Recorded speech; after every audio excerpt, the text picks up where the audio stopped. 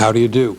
I'm Dr. Vincent Felitti. The patient that I'm going to be introducing you to in a moment is the older sister of a patient that I've known for approximately 14 years and from whom I've learned more about the unsolved problems of everyday medical practice than I ever have from any other single individual.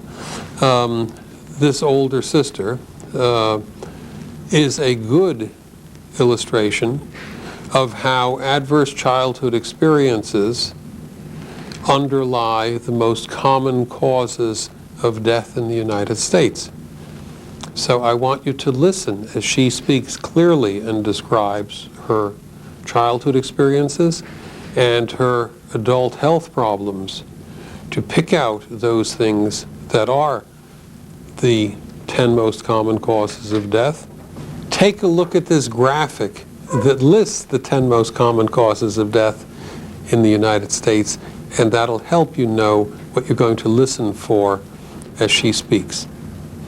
By the way, I should say that she's happy to have people with a serious interest in these kinds of problems see this videotape, and for that we should thank her. What's the heaviest you've ever been in your life? In excess of 400. So the same as your sister Patty? Yes. Uh-huh. And how and why did you get so fat? Well, I was abused sexually by my uncle. And once again, I used food as a comfort. I didn't have much of a childhood because I started working when I was 13. Then I got married at 17 to get away. How old were you when your parents got divorced? I recall I was 9. Did you ever see your father again? No. How do you think being abandoned by him affected you in the rest of your life? It affected me a lot, especially with the growing up years, because like there was father-daughter dances and dinners, and I'd have to take an uncle. And, you know, things like this. Everybody else would talk about their fathers and mine wasn't around. And it was devastating when my mom and dad broke up. I remember it very distinctly. What role did your mother have in your growing up? A very big role. She was my mom and dad. Now, when Patty was around 2 or 3, did not your mother give her over to her parents to raise? She didn't give her over to her parents to raise. My grandmother stepped in. Grandmother and grandfather cared for us, so we never had to be with a babysitter, while my mother worked long hours. I see. And where did your mother live? She lived right here in San Diego. No, I mean, did she live in the same household? 2 doors down. 2 doors down, Yes. okay. And so your maternal grandparents were really the ones who raised you My and maternal grandmother and my step-grandfather. step-grandfather. Yes, my real grandfather died when my mom was younger. I see. So your step-grandfather is the one who molested Patty. Yes. And did he molest you? No, he had made an advance at me at one point in time when I was really young that I had gone to my grandmother and said that he had tried to touch me on my leg. And there was a big issue made of it. Like he got real upset with me and just kind of outcasted me at that point. But his son molested me from the time I was like 11 till probably 15. How did that affect you in your life?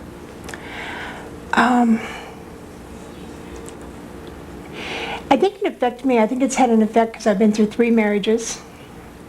I had a lot of problem with sexual gratification in my relationships with my husbands, up to this last husband. And it just, I've thought about it a lot, an awful lot. You know, I often wonder what was going through my uncle's mind when he did it, why. Of course, he was only 7 years older than I was, so he was young. Do you think your grandmother or your step-grandfather had any inkling of this? No, I don't think so. I don't think they knew, because he would do it when they weren't home, They would leave him to babysit, and he would do it whenever they weren't there. Had you ever attempted to tell them I was afraid. you were afraid? I was scared. Explain more, please. I was afraid he would end up hurting me when they weren't there. And he told me he would hurt me if I said anything, this type of thing. Did he ever say how? No. He just said he would hurt me. When your parents divorced and you were about 9, Right. how much did you weigh then? I don't remember. I remember how much I weighed at 13. Okay, but at 9, were you a skinny kid, fat kid, regular I was size? chunky. Okay. I was chunky. Not the fattest girl in class? No. What did you weigh when you were 13? I went in excess of 200. I was like 205, 208, something like that.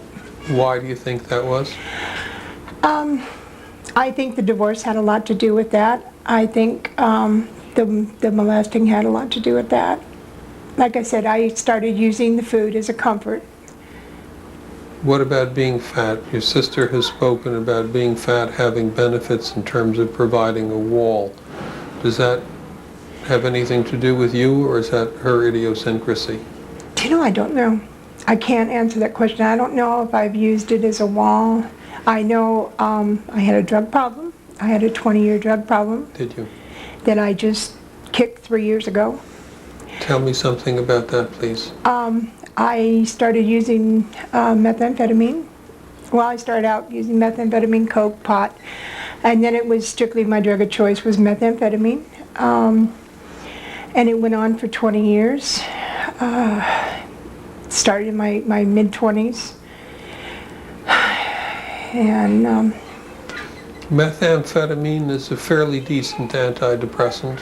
It's got problems. no, it makes you depressed. It can make you depressed, seriously depressed. You got more depressed with it. Yes, and I gained weight on it. It's supposed to be a form of speed that would help you lose weight, which is what I was trying to get into. Okay. And it didn't. It made it worse. How much were you using? When I quit using, I was probably doing a 16th a day, Okay. which is, you're talking about $80 a day. Yeah. And how did you get the money? Both my husband and I had income, Social Security income, and my husband was dealing drugs, which kind of helped cover my habit and his. He is still a drug addict. Continue explaining to people how being molested by your uncle affected you later in life. In what manner? As far as you- sexual problems? In any sort of way that you think it I has would- affected you. I would actually see my uncle's face on my husband's. We were trying to have sex. It caused me to have a fear of oral sex for the longest time. It just, sex to me, I could have done without it. I didn't want any part of it. All three of my relationships, as far as husbands goes, have been abusive relationships. I've had 4 children, but it's like I had no sexual gratification until after my second marriage. It wasn't until then. And I think it's because at that point I had found a boyfriend that was very gentle, very easy with me, very patient with me, where my husbands, neither one of them were very patient. How are your 4 kids doing? What are their lives like now? Well, I haven't seen my oldest one in quite a while. Last I knew, he was in jail in Louisiana. Because? Because of drugs. Pot, he was smuggling pot. My second oldest son and his wife were presently staying with me at my house. He's going to college and trying to make something out of his life. He was a drug user, but has quit, which is a good thing. I have a 17-year-old that quit school and is into the drugs. I can't make him stop. I have tried. My 16-year-old is getting straight A's in school, never did better. So it's, he's doing quite well. He's got himself a girlfriend, though, I think keeps him in line. So, but there's been domestic quarrels between the two of them. There's domestic quarrels that go on between my second oldest son and his wife. A lot of arguing, well, with my youngest one who's 16, it's physical. It gets real physical. You better claim it. She beats up on him. Yeah, she's 18. She is hitting on him. The police have been called and everything else. But he doesn't hit on her. He tries not to hit back. It's been a hard life for both of you. Yes. What do you think the biggest engine was in making it a hard life? Losing my mom, not having my mom there. My mom was my best friend. And so was my grandmother. They both died within a year's time. And I also went through a divorce all at that time, same year. I was trying to raise two little children at the age of 21. I think a lot of it was loneliness and the fact that I was heavy set. I didn't have a real good social life. I lost the weight. I had gotten down to 199 pounds, and when I met my present husband, I got heavier into the drugs, and I put more and more and more. I had 2 pregnancies back to back and just continued to gain weight.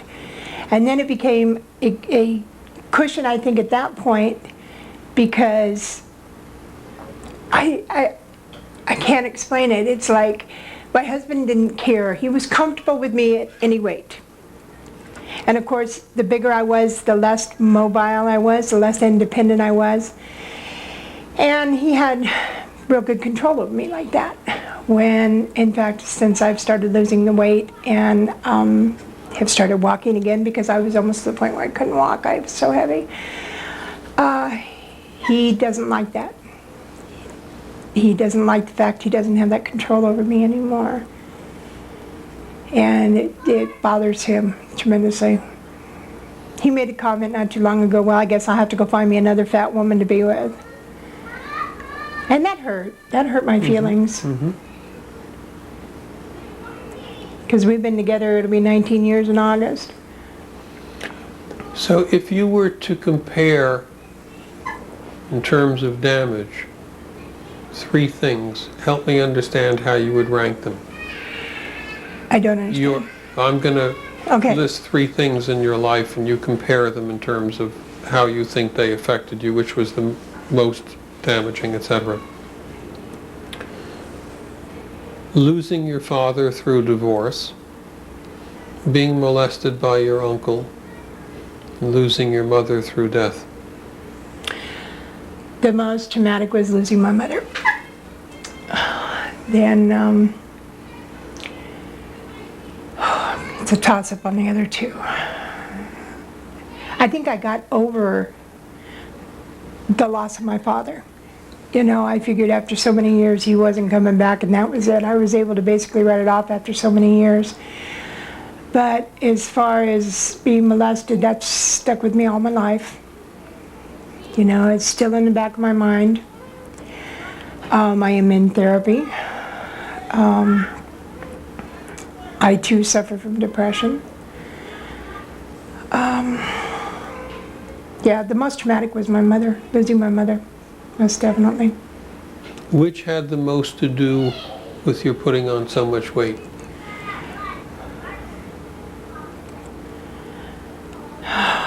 That's a hard question. I think I started getting heavier and heavier after my father and mother divorced. But then I started really getting heavy after the molestation. And I would try to take it off, and then I would just gain it all back and then some. In fact, I had done the Dr. Atkins diet before, and I had lost 100 pounds in 3 months, but I was much younger then. So this has been a longer span and easier to keep up. So you've lost 120 pounds, which Yes. is something that few people ever do. What's the downside of losing that? The downside? I don't see a downside. I Well, feel, Your husband's comment, I guess I'll have to find me a new fat woman, well, I've gotten to the point where that's what he decides to do, he can do it. okay? I need to think about my own physical being. Okay. You know, I love the man, but I'm not going to let him take me down. He, like I said, he's still doing the drugs. I am exposed to the drugs on a daily basis. And What drugs does he use? he uses meth and pot. I'm not going to let him take me down to his level. And I quit smoking at the same time I quit the drugs. Were After you- 30 years of smoking. Were you a big smoker? Yes, 2 to How- 3 packs a day. Uh-huh. Tell me what the smoking was about. I started smoking at 13. Why 13? Well, actually, I would sneak cigarettes before the age of 13, probably about at 11. But my mom, I was working a full-time job, and my mom finally said, well, if you're going to smoke, you're going to smoke, but you have to buy your own type thing. Yeah, I guess you just reach that certain point in your life, and you have to put yourself as number one, and you have to go. I was diabetic. I had high blood pressure. I have arthritis. And the diabetes is completely under control. The blood pressure is completely under control now since I've taken off some of the weight. And God knows I can walk again. This is a major factor for me, is just being able to walk. Sure. How much do you weigh now that you've lost? 280. 280. So you were, I was in excess of 400, but I don't know 400. how much. okay. And what would you like to get down to? About 180 because I stand 6 foot tall. Okay. I wish you both well. Yeah. Anything that you would like doctors to know? You've seen a lot of doctors. I suspect that many have missed the boat.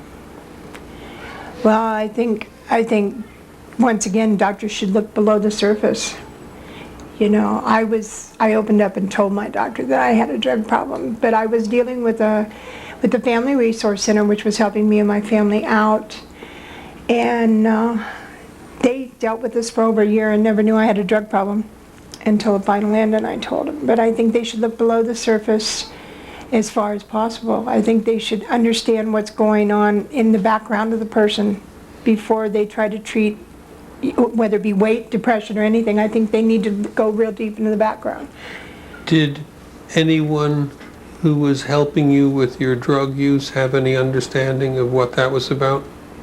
It was helping me with the drug use? Yeah. No. So the drug program operated independently of any understanding of why you were a drug user? No, it wasn't a drug program. I went in, I cut myself off cold turkey. You did? I Yes, see, okay. yes. Gotcha.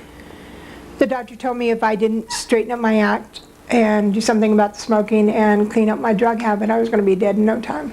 Okay.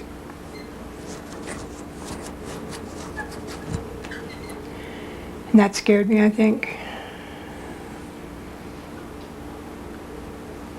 Did this come up in any of your medical visits anywhere about the child abuse, the molestation, etc.? The molestation came up after I started talking to my psychiatrist.